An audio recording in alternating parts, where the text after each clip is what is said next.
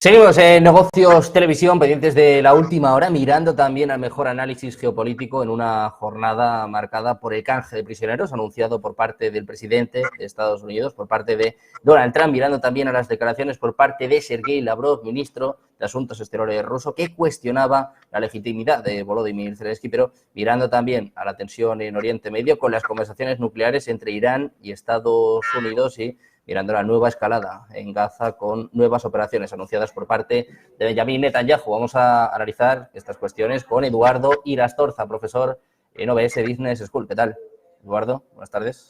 Buenas tardes, Sergio. Bueno, pues encantados de tenerte por aquí un día más, pendientes de Ucrania, pendientes de Oriente Medio, mirando a estas conversaciones que apuntaban al Vaticano. Se habla de una segunda ronda de conversaciones para junio, pero de momento las posiciones están claras. Sergei Lavrov decía que un punto clave va a ser el futuro de Zelensky, ¿no? Si tiene o no la legitimidad para firmar cualquier tipo de acuerdo y, bueno, si va a poder estar incluso presente en la mesa de negociaciones. ¿Cómo ves la situación en Ucrania y la opción de un posible alto el fuego? Yo creo que Rusia ha puesto otra carta encima de la mesa y es no queremos hablar con Zelensky. Lo tienen muy claro.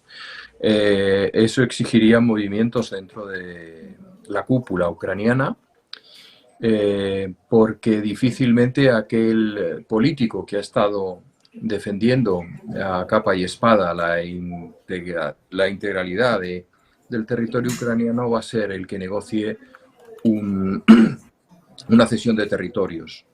Y desde luego Rusia lo que no va a hacer en ningún caso es ceder los territorios adquiridos durante los últimos 2 años en esta guerra, ¿no? En este conflicto, como es denominado por algunos también. Sinceramente, la legitimidad de Zelensky se ha ido resquebrajando con el tiempo. Le ocurre un poco como a Netanyahu. Son políticos que siguen en el puesto porque están en una situación de guerra, pero que en una situación de paz, en una situación de normalidad, si llamamos normalidad a la paz, deberían haber convocado elecciones y legitimar su poder cara a un futuro. En el caso de Zelensky, pues ese mandato de elecciones pues, se ha dejado a un lado y continúa dirigiendo los destinos de su pueblo. Hablaba yo antes, Eduardo, de estas conversaciones que ya se mantuvieron en Estambul. Se habla, por cierto, de este memorando de paz, lo decía el propio Sergei Lavrov, que Rusia está avanzando en este sentido y uno de los grandes acuerdos que se alcanzaron era este intercambio de prisioneros entre Rusia y Ucrania que hoy anunciaba Donald Trump, mandaba un mensaje en sus redes sociales a primera hora de la mañana, pero que luego Ucrania ha dicho que está en proceso. Decía Trump, se preguntaba si esto puede ser un paso importante hacia la paz. Te quiero plantear esto mismo, Eduardo. ¿Crees que este intercambio de prisioneros más importante desde el inicio de la guerra, 1000 por cada bando, puede ser una señal de buena fe? ¿Puede ser una señal de que estamos más cerca de un alto el fuego? ¿O crees que no significa nada? Yo creo que significa poco. Y significa poco porque ya se ha dado en anteriores ocasiones y porque lo vemos todos los días, por ejemplo, en otros conflictos como pueda ser el que tiene Israel con Palestina. Bueno, es algo que suele suceder en todos los conflictos y lo que se trata de establecer es el rango de devolución. Por ejemplo, cada vez que devuelven un prisionero o un secuestrado israelí, pues supone la salida de a veces decenas de personas de las cárceles israelíes con destino a territorio jordano, sobre todo, ¿no? A territorio controlado por la Autoridad Nacional Palestina o a Egipto, a cualquier otro destino. Pero desde luego eso no evita que con el tiempo se conviertan de nuevo en parte de los ejércitos y vuelvan al combate. Este acuerdo, yo creo que lo más interesante es la descalificación que hace Zelensky de las palabras de Donald Trump, ¿no? Dice, bueno, esto se va a dar. Y luego sale Zelensky y dice, bueno, ya veremos. Esto de corregirle la mayor al hermano mayor no siempre es bueno, y menos cuando dependes militar y económicamente tanto de un país como es en este caso Estados Unidos.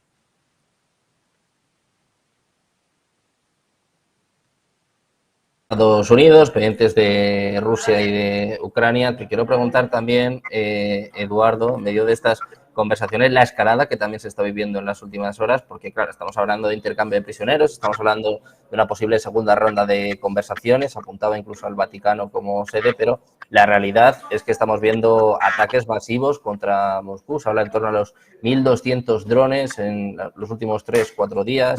Estamos viendo, bueno, la mayor cantidad de ataques por parte de Ucrania prácticamente desde el inicio de la guerra. También hay ataques por parte del otro bando, por parte de Rusia. ¿Es compatible esto? ¿Podemos ver negociaciones, pero al mismo tiempo una escalada del conflicto? Sí, sí, sí, históricamente siempre ha sido así. Recordemos la guerra de Vietnam. Estados Unidos seguía bombardeando Vietnam del Norte y estaban en negociaciones de paz en París, ¿no? En aquel momento tenían el poli bueno y el poli malo, tenían a Kissinger y tenían a Nixon, era más fácil. Hoy por hoy esos papeles, pues en el caso de Estados Unidos los tiene Trump y Trump, y en el caso de Zelensky, Zelensky y Zelensky. Con lo cual el margen de negociación es significativamente inferior. Yo creo que seguirá habiendo ataques. Lo importante es si esos ataques tienen unas consecuencias respecto a daños, respecto a bajas significativos.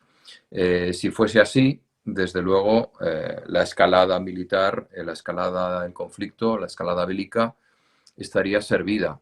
El que 1.400 o 2.000 o los que sean drones ucranianos crucen la frontera, pues es normal, ¿no? Todos los días lo hacen. Vemos esos documentales en donde permanentemente los drones se han convertido en una de las principales armas y amenazas. Normalmente están circunscritos a lo que es el frente. Esos intentos de llegar a Moscú, pues bueno, pues no dejan de resultar curiosos, porque el daño que están haciendo prácticamente es irrelevante. Bueno, pues atentos a estos ataques contra Moscú. Te quiero preguntar también por otra noticia que contábamos en el informativo. Se habla de una nueva táctica que ya estaría implementando Rusia en el frente de batalla. Se habla de un triple estrangulamiento. Quiero saber si nos puedes dar un poco de detalles sobre esta táctica y también cómo está afectando a un ejército ucraniano que lo hemos comentado ya muchas veces, ¿no? Que está agotado, está cerca del colapso y, bueno, hay algunos que dicen que esta táctica está siendo definitiva para los avances que está llevando a cabo Rusia y también para lo que anunciaba ayer el presidente ruso, Vladimir Putin, que anunciaba que quiere crear una zona de amortiguación en el norte de Ucrania, ¿no? Se apunta sobre todo a Sumy y a Kharkov. Sí. Yo siempre he creído que Kharkov estaba entre los objetivos de Rusia. Es un objetivo para ocupar, no simplemente para que fuera una zona de amortiguación, como estás señalando. Kharkov es una ciudad que tuvo 3 importantísimas batallas en la Segunda Guerra Mundial, es un símbolo de la resistencia rusa frente al nazismo. Pensemos que en el discurso ruso todavía se sigue empleando el término desnazificación cuando se habla de Ucrania. Es también una ciudad muy industrial, gran parte de los tanques y la industria pesada y los tractores y todo esto se fabricaban históricamente ahí. Respecto a la nueva táctica, bueno, pues la nueva táctica en realidad es una táctica, simplificándola, de desgaste. Ya no es tan importante el territorio que ocupas, sino el daño que haces. ¿Por qué? Porque ahora digamos que Ucrania ha alcanzado un punto de inflexión en cuanto a los daños que puede asumir. El número de bajas empieza ya a ser inaceptable. Cada vez hay gente más joven y más mayor en el frente. No son tanto los metros, sino las bajas que se producen lo que hace que Rusia esté ganando la guerra. Y ese desgaste lo está haciendo no mediante grandes ataques, como se había pensado después del fracaso en la conquista de Kiev en un primer momento, en febrero de hace 2 años, ¿no? 3 años, casi va a ser ya cualquier día, ¿no? Y consiste en pequeñas penetraciones en muy diversos puntos del frente, que se traducen en golpes de mano, que se traducen en la obligación de estar desplazando permanentemente por parte de Ucrania su fuerza, sus recursos limitados de un lado a otro, con el consiguiente desgaste. Esto es más efectivo que un ataque en pinza, como el que intentaron los alemanes en Kursk hace muchísimo tiempo, en el año 43. y le está dando excelentes resultados. Básicamente lo que también está tratando de hacer es acabar con cualquier lugar de refugio, instalación o zona privilegiada por altura que ocupe Ucrania. ¿Cómo? Pues bombardeándola, sencillamente. Se trata de bombardear y un poco seguir la estrategia de Cassius Clay o Mohamed Ali, como le queramos llamar, ¿no? Que decía, vuela como una mariposa y pica como una abeja. En realidad lo que está haciendo es eso, ya no se trata de ofensivas con docenas de medios móviles, tanques, blindados, etcétera, sino golpes de manos muy rápidos, muchas veces incluso soldados motorizados, ¿no? Con motos que entran y salen y vuelven a su territorio después de hacer daño. Un poco ese es el planteamiento que están haciendo. Es un tipo de guerra bastante inaceptable para Ucrania porque le obliga a desplegar todos sus recursos en un extensísimo frente.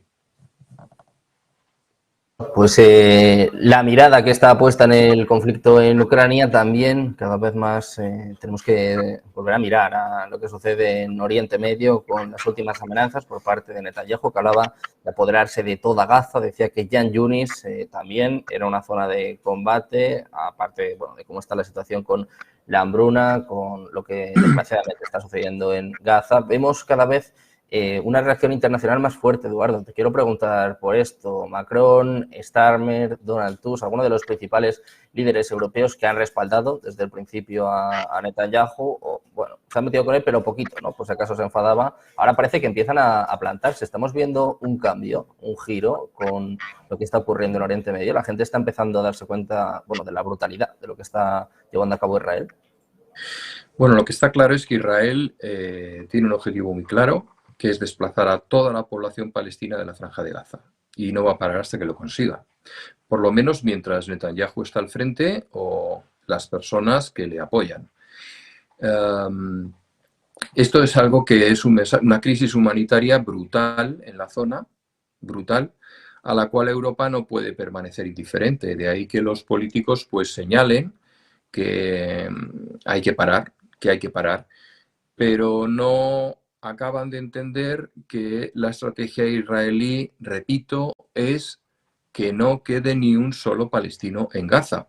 Si eso supone que miles y miles de personas pasen hambre y mueran, incluso de inanición en la zona, porque no tienen abiertas las fronteras de Egipto, recordemos que Egipto no deja el paso de población palestina, y trasladarlos a Cisjordania es más que complicado, aunque Israel yo creo que estaría dispuesto a permitir que esa población, a través de un corredor, llegase hasta el territorio cisjordano. Pero lo que está clarísimo es que ni Netanyahu ni Trump están por la labor de que en esa zona quede ningún palestino.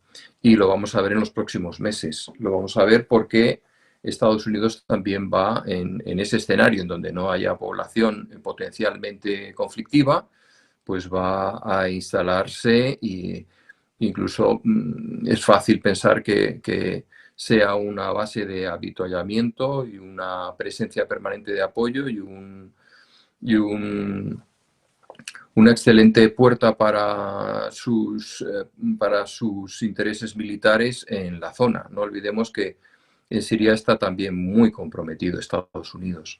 Así que yo creo que cuanto antes entendamos en Europa que Israel no va a ceder y que los europeos, si quieren ayudar, lo que tienen que hacer es quedarse con la población palestina desplazada, que va a ser lo que diga Netanyahu en cuanto este discurso europeo se vuelva un poquito más beligerante, pues nos podemos encontrar con eso, o bien con una crisis humanitaria devastadora, o bien con una expulsión de esa población. ¿Hacia dónde? Pues a Europa, que es el que pregunta se la apunta, dicen en la mili, ¿no? El que está señalando el problema.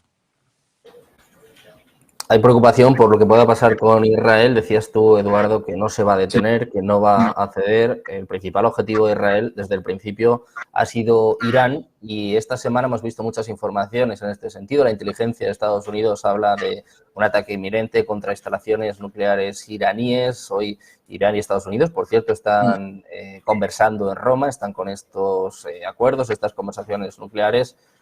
¿Crees que va a ser el próximo objetivo? ¿Crees que es irremediable que Israel termine atacando a Irán? Por mucho que Donald Trump intente frenarlo, parece que no lo consigue. Yo creo que es irremediable. Ahora, ponerle fecha es muy complicado. Puede ser mañana por la tarde o dentro de 5 años. Pero el ataque se va a dar. ¿Por qué? Pues porque Israel no tiene alternativa a los ataques preventivos. Es decir, es un tipo de guerra que Israel quizá ha acuñado precisamente porque tiene un territorio sin profundidad estratégica muy pequeño, pero es que el concepto de profundidad estratégica ya desaparece en cualquier rincón del mundo desde el momento en que hay misiles hipersónicos, ¿no? Entonces, cualquier amenaza tiene que ser eliminada incluso antes de que se llegue a materializar. Israel lo ha hecho así en varias ocasiones. Lo ha hecho con ataques con sus aviones, recordémoslo. Lo ha hecho con ataques con sus troyanos cibernéticos para hacer que las centrifugadoras se volviesen locas y colapsasen. Pero ahora lo que tiene que hacer, está viendo, es que es bombardear y encontrar algo que penetre pues la inmensa capa de hormigón que protege las centrifugadoras iraníes, que no han dejado de funcionar en ningún caso, ¿no? Con lo cual, en cuanto a su eficiente servicio de inteligencia, el Mossad, descubra que están próximos a completar el proceso, que a nadie le quepa ninguna duda de que Israel atacará y atacará aduciendo razones defensivas, que es algo que vamos a escuchar, insisto, mucho más en muchos más frentes y en muchos más países. Para detener esto, Eduardo, ¿quién puede parar los pies a Netanyahu? Porque Europa vemos que ahora parece que lo está intentando, no sabemos tampoco si es un mensaje de cara a la galería, pero no lo consigue. ¿Trump es el único que puede frenar a Netanyahu? ¿Es el único que puede parar esta escalada en Oriente Medio o tampoco? No, Trump está a la rueda de Israel, es decir, no puede. Es triste, pero es así. Igual que está a la rueda de Putin en el caso de la negociación con Ucrania. A Netanyahu solo le puede parar el propio Israel, la propia población de Israel. Esto es como en muchos partidos europeos, cuando dicen, este señor no debería seguir en el poder, en Alemania, etcétera, en Francia, tal. Los únicos que pueden desalojarlo son sus propios partidarios, su propia gente. Si hay una respuesta en Israel que desestima la política que está siguiendo Netanyahu, se parará. Si se lo dicen desde fuera, no pasará absolutamente nada. Seguirán las cosas exactamente igual y Netanyahu seguirá haciendo lo que considere oportuno.